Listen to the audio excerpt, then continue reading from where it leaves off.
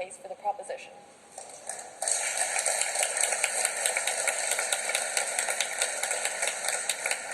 Thank you, Madam President. Thank you very much for inviting me to participate in this very important debate.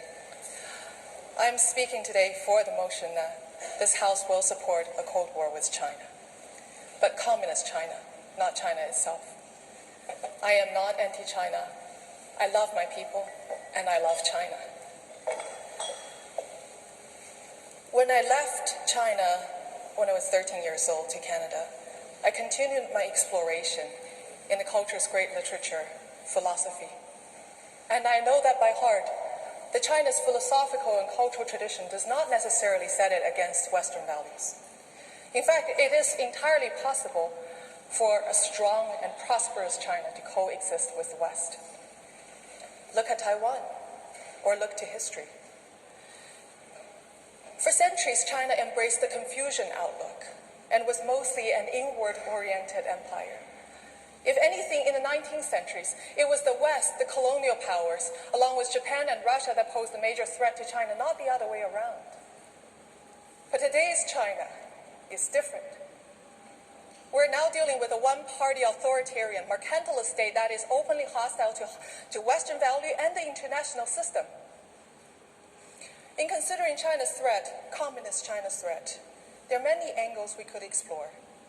We could talk about China's economic warfare, how its state-sanctioned intellectual property theft has cost Western nations trillions of dollars annually, or its exploitation of the WTO. We could talk about China's cyber warfare. UK just signed a deal supporting Huawei to be a leading role in its 5G network building. That's like inviting a Trojan horse. We could talk about China's military buildup. Its aggression in the South China Sea not only threatens regional peace and open trade, but undermines the international law that preserves openness and order. We could talk about China's support to North Korea or Iran, or how it hijacks the Human Rights Council in the UN, or its support for undemocratic and kleptocratic states in Africa, or how it exports its surveillance technology to help other nations crack down on dissent. We could talk about its lax regulatory system brings dangerous exports to our shores, or its censorship of information endangers global health. Now the coronavirus outbreak is a perfect example. Or I can tell you personally how the Chinese government targets family of political dissidents abroad. When I was crowned Miss World Canada in 2015, because I used the platform to speak about China's human rights abuses, my father in China was threatened by the security agents, his business dismantled. Now my grandparents and him are both all banned from traveling outside. I could go on, but for tonight's forum, I'm going to take a novel approach by asking, how does China see us? Does the Chinese Communist Party already consider itself to be in a Cold War with the West? As a child in China, I remember being indoctrinated with the propaganda of the hostile foreign forces. We were repeatedly told that the Western power subjugated and humiliated China in the 19th century, and these old grievances were kept alive to divert domestic discontent. We were told over and over again that even today, the West continued to covertly undermine, isolate, destabilize the country. Any expression of discontent within China, including the protests of Tibetan Buddhist, Falun Gong practitioner, democracy activists, are all blamed to the black hand of anti-China forces in the West. Chinese courageous human rights lawyers are being called agents of foreign hostile forces. The pattern continues today. The Chinese government claim that the West is behind Hong Kong's pro-democracy movement and the Taiwanese government. Essentially, all domestic problems are blamed onto the invisible enemy of the West. Let's look at some recent development in China to see what that can tell us about this country's motive.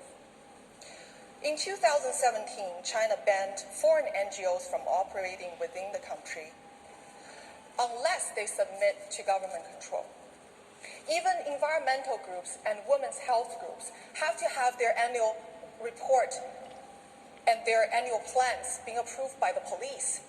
The Chinese government claimed that this is to ensure that these NGOs do not subvert the country.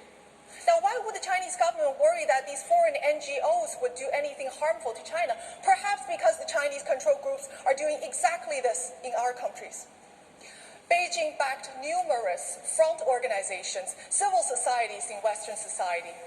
These groups act as an extension to the party and state apparatus. They're oftentimes mobilized to influence local election results or policies in the West. These groups are controlled directly by the United Front Department and the Office of Overseas Chinese. But these connections are often concealed from the public. Now let's look at another example. In 2016, Chinese government banned the talk of democracy, universal human rights, rule of law in Chinese classrooms and curriculum. That is a clear signal that the Chinese Communist Party sees the Western value as a threat to its ideology and its view on the importance of indoctrinating its youth on the right political view. While Western ideas are not allowed into Chinese classroom, Western universities have ceded control of their own program to the Communist Party through Confucius Institute.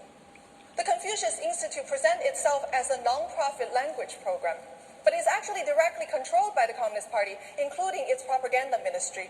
A senior communist official has said that the Confucius Institute is an important part of China's overseas propaganda effort. Yet these institutes are embedded in hundreds of universities in the West, raising troubling questions on academic freedom and freedom of expression on university campuses. The story is similar in entertainment and media area. China obsessively censors the internet. It only allows a small number of foreign film into the country each year, carefully screened, carefully edited. Even children's animated film like Zootopia is attacked as Western propaganda.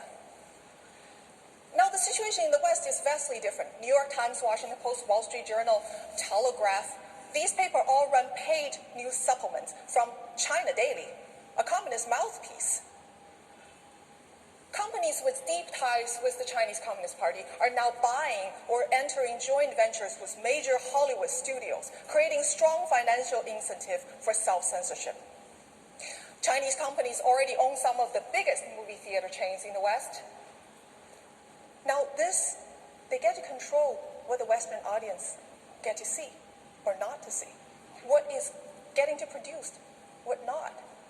It's increasingly unlikely that we will see a film that is produced about the Cultural Revolution, the Tiananmen Massacre, Tibetan, Falun Gong, or Uyghurs in the Hollywood. Now, one may say that our democratic and open Western values are more resilient than Chinese brutal authoritarianism. I wish that were true, but it isn't. Lured by self-interest, our institutions are proven all too willing to give up human rights and free speech. Western companies know that their technology are helping the Chinese government to surveil its own system through the infamous social credit system. Yet they still deal with them. We all know that Huawei's 5G technology is a Trojan horse that will affect our future, our children's future. But yet, we just signed a deal with them. Our values are already compromised. Our way of life is already conceded. But let me remind you that the human rights atrocities, the injustice that are happening within Chinese border cannot be contained. It will bleed out to every silent bystanders in the world. And the coronavirus outbreak is a perfect example of that. On December 1st, Chinese government has already discovered the first case of coronavirus in Wuhan. Yet the local officials spent the first period of time suppressing the news, arrested 8 courageous doctors for, quote, spreading rumor and destabilized the society. The local government even went as far as hosting 100,000 people to a public Chinese New Year dinner just to show that Wuhan is as prosperous as ever and as safe as ever. This is reminiscent of what happened in Chernobyl. The Soviets did not admit the nuclear accident until Sweden had picked up its fallout and threatened to report it to International Atomic Energy Agency. The Chinese government did not reveal the virus and report about or confirm the virus outbreak until the first overseas case was detected in Thailand. One may ask, why did the Chinese officials take such a risk? The mentality of Chinese Communist officials is that they are willing to gamble on human life in the sake of their own rule. And this mentality is the same from the smallest town to the central government in Beijing. The sole purpose for Chinese Communist Party is to stay in power, disregarding the cost of human life. There are many doctors, courageous doctors and nurses, using different channels to try to tell the world the truth about the outbreak. They reported that the hospitals are over capacity. Doctors and nurses are infected. Many people are turned away to self-quarantine at home. Many people are dying. The life under authoritarian Chinese Communist Party is a life without God's grace. It's a life where your innate worth as a human being is never recognized and your value is judged solely on your use for the Chinese Communist Party. And that was my childhood. I want to close by reminding everyone that supporting a Cold War with China, Communist China, you're standing with the Chinese people. By confronting a regime that's brought turmoil and suffering onto this ancient land for decades. I also want to leave you with this question. If the Chinese Communist government does not treat its own citizens with any respect, why should us in the West expect ourselves to be treated any differently? Thank you.